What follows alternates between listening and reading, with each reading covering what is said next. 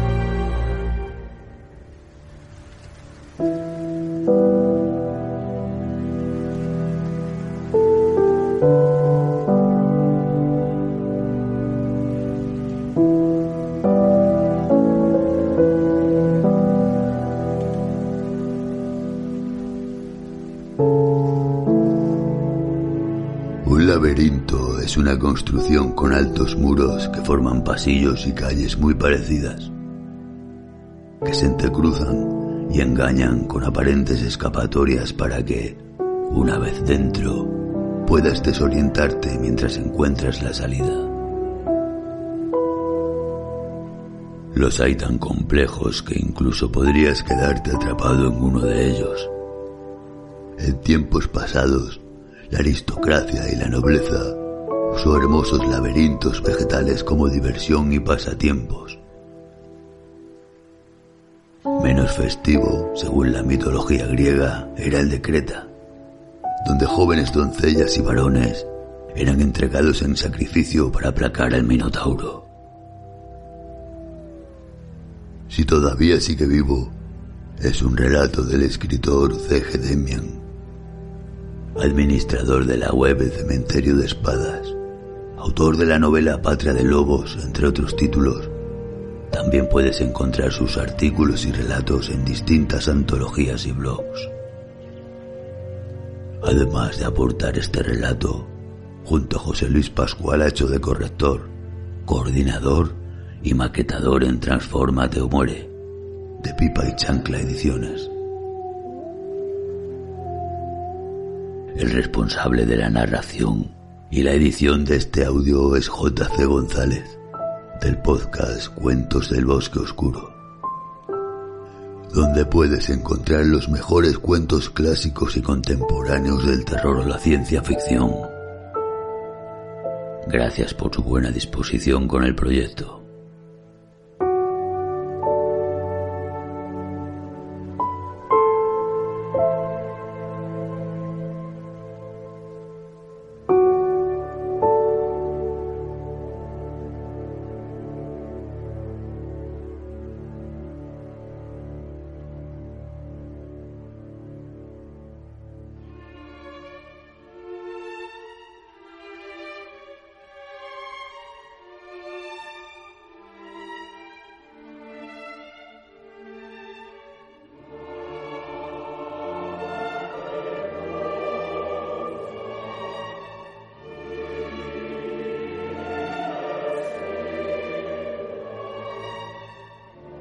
Si todavía sigue vivo, de C.G. Demian.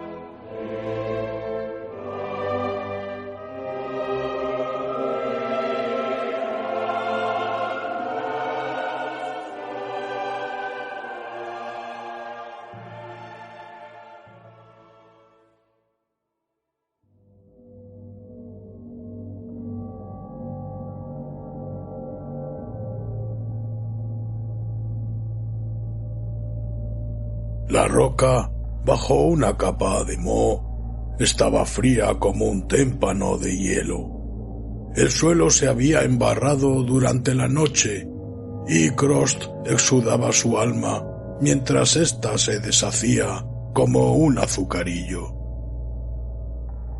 La vida en el laberinto era dura, lo había sido desde siempre. ¿Cuánto tiempo habría transcurrido ya? Ni siquiera tenía un espejo en donde consultarlo. A estas alturas sabía que el tiempo era un compañero poco fiable, que se contraía y dilataba a su antojo. El hambre, siempre tan honesta, le murmuraba que hacía demasiado que no se llevaba nada a la boca. Palpó con las manos sus tripas, si es que todavía seguían allá dentro. Estaba convencido de que, si lo pelaran como a una naranja, solo encontrarían huesos y tal vez alguna rata royéndole las vísceras. Algunas veces le parecía oír sus chillidos y sentir cómo se retorcían en sus entrañas como una preñez. «Padre de ratas», susurró, y arrancó una sonrisa deformada de sus labios. El sol ya debía brillar al otro lado de aquella pared de nubarrones que no dejaban de sangrar. Se palmeó los muslos y se incorporó. Sintió los músculos entumecidos y las rodillas crujieron como las ramas de un árbol al romperse. El tiempo avanzaba, pero todo permanecía estático. Quizás el tiempo también pudiese morir. ¿Y si ya estuviese muerto? ¿Cómo averiguarlo? Si al menos tuviese un espejo.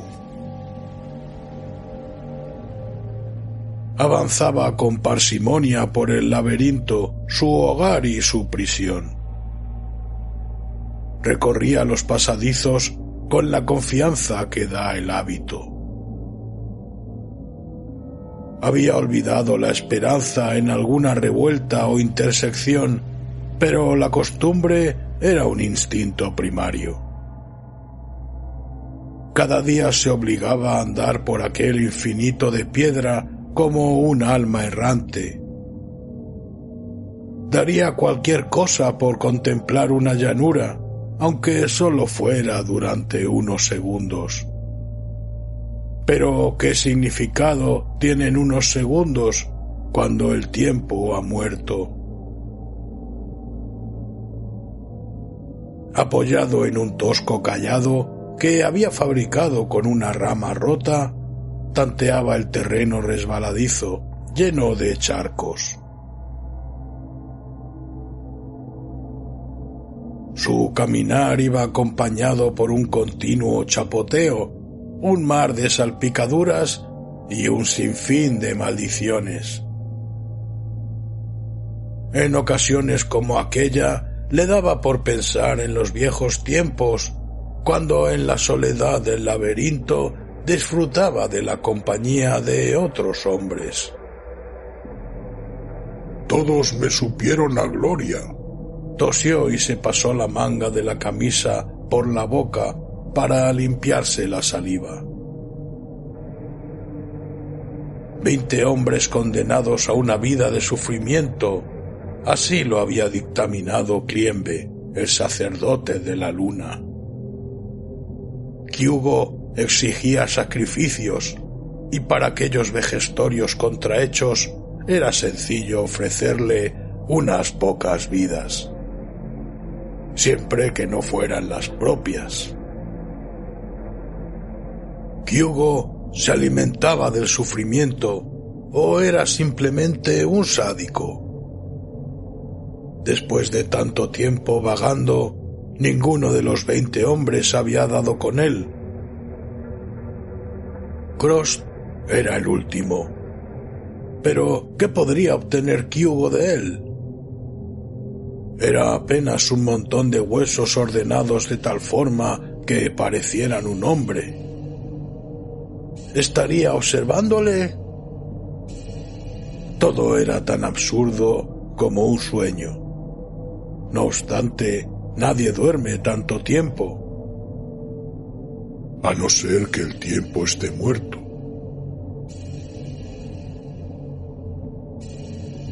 Después de la tormenta siempre llegaba la niebla, un algodón intangible que, por mucho que Krost se esforzara, no conseguía atrapar.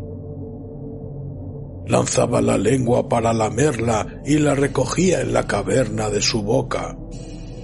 Aquel debía ser el sabor de las nubes y del dios de las tormentas, un paladar húmedo de tacto viscoso con tufo a cloaca. Apenas si alcanzaba a verse los pies, aunque poco le importaba. Quien no conoce a dónde se dirige, termina tan perdido como aquel que no ve.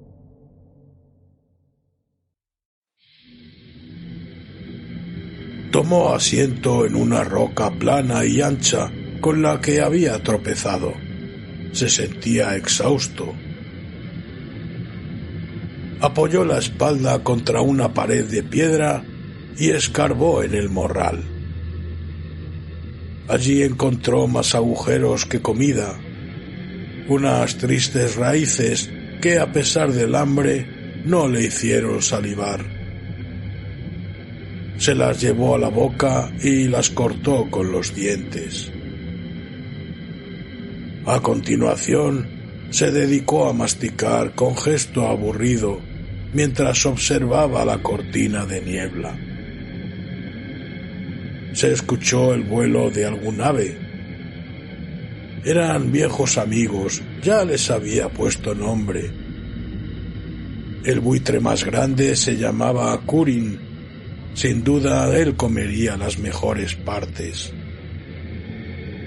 Los otros dos eran Lidez y Barwin.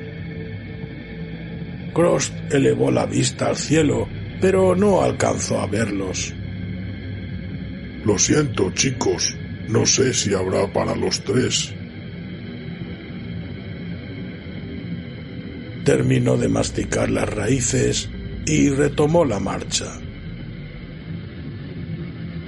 Tenía el maldito laberinto en la cabeza. Había construido un complejo mapa mental al que solo habría que añadirle una salida. Pero ¿dónde terminaba aquel enredo de caminos? Solo Kyugo lo sabía, y al parecer no le apetecía revelárselo. Esta vez avanzaba por unos corredores amplios, sembrados de hierbas y habitados por algún que otro árbol. Aquel lugar era similar a un oasis en el desierto, una posada para gente de paseo. Pero Krost vivía allí mismo, no era un mercader viajando para comerciar con su mercancía. Él era su propio flete, aunque éste fuese de escaso valor. En el cielo, 3 sombras sobrevolaban su cabeza como cometas atadas a un hilo invisible. A pesar del frío, los andrajos que vestía estaban empapados de sudor, pero no importaba cuánto corriera. El tiempo termina por atraparnos a todos. Si es que todavía sigue vivo. Debía estar bien entrada la tarde cuando las nubes se abrieron y los brillantes rayos del sol deslumbraron a Krost. La niebla había escampado unas horas antes y todo olía a humedad. Más que un hombre, era un quejido, una especie de espantapájaros animado que se arrastraba, dejando un rastro tras de sí. Como un caracol, remolcaba su casa consigo, sencilla, sin ambajes ni artificios. Los silenciosos ojos de los buitres lo observaban con cierta decepción, mientras ahuyentaban el aire a golpes de viento. Pronto la noche caería de nuevo y Krost buscó un lugar donde dormir. La piedra era tan dura como en cualquier otra parte, pero al menos estaba seca. Unas pocas estrellas brillaban en el firmamento, escapando de un telón de nubes que ya no era capaz de retenerlas a todas. Un gajo amarillento luchaba por hacerse un hueco en aquel prado de algodón teñido de oscuridad, y con él sobrevino el aullido de un lobo. ¿No representaban a Kyugo con forma lobuna? ¿Acaso sería esa su llamada? Krost se durmió sin darse cuenta. Todavía resonaban los cantos del lobo cuando se adentró en el mundo de los sueños. Por primera vez en mucho tiempo, también aquel era un lugar gélido y sombrío. Sentía los pies fríos como si estuvieran dentro de un mar helado. Poco a poco, esa sensación fue ascendiendo por las piernas hasta invadirle todo el cuerpo. No solo sentía frío, estaba petrificado. Era incapaz de mover un solo músculo, casi de respirar. Habría gritado de haber podido, pero solo consiguió exhalar un soplo de aire. Pensó en despertar. ¿Cómo era posible que tuviera pensamientos conscientes en un sueño? Tras concederse unos segundos para pensar, concluyó que esa noche todo era extraño y que aquello solo era una nota más en una sinfonía disonante. Entonces abrió los ojos, no en el sueño, sino en la realidad, pero se trajo el frío consigo. Permaneció inmóvil como una rama muerta que se pudre sobre el suelo. Había abierto los ojos y, sin embargo, todo estaba envuelto en la bruma de los sueños. Los aullidos viajaban en el viento, nostálgicos, como el llanto de un viejo. Una oscuridad rota por unos cuantos destellos de luz y un gajo amarillento que apenas regalaba más que unas sombras. Por los muros verticales de roca resbalaban parsimoniosas miasmas. «Efluvios de luna», susurró sin apenas mover los labios. En el firmamento, las nubes se escampaban, destapando una gran luna llena que se teñía de rojo a ojos vista. A Krost se le erizó el vello de todo el cuerpo y le apareció nuevo, más oscuro y espeso. Las uñas se transformaron en garras y los dientes medio podridos en colmillos afilados. En la penumbra de la noche, las pupilas destellaron como un faro que avisa del peligro de un acantilado. Entonces, antes de que la transformación terminase, surgió una certeza en su mente que se desvanecería con los primeros rayos del sol. «Soy Kyugo, el inmortal, el que no conoce el tiempo».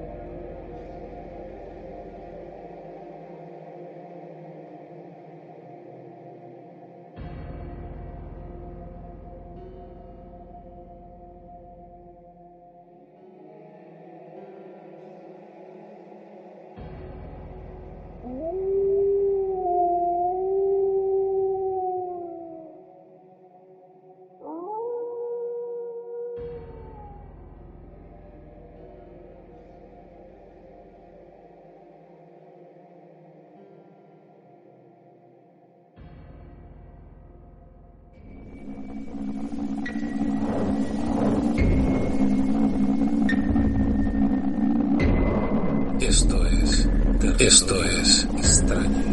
Territorio Stranger.